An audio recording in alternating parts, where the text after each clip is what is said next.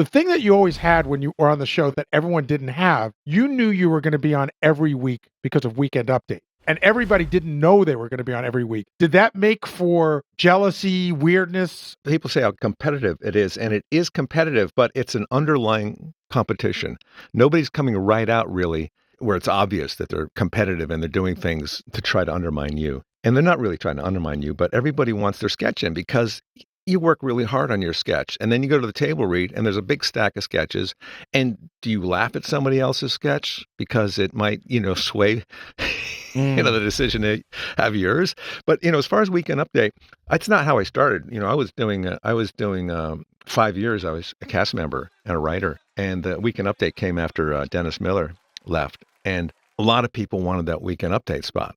So I don't know what was going on behind the scenes with the other, the writers. I think some of the writers even really wanted to get up there.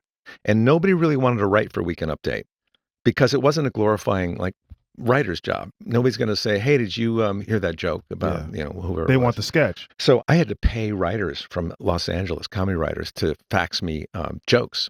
And I gave them $50 out of my own pockets each.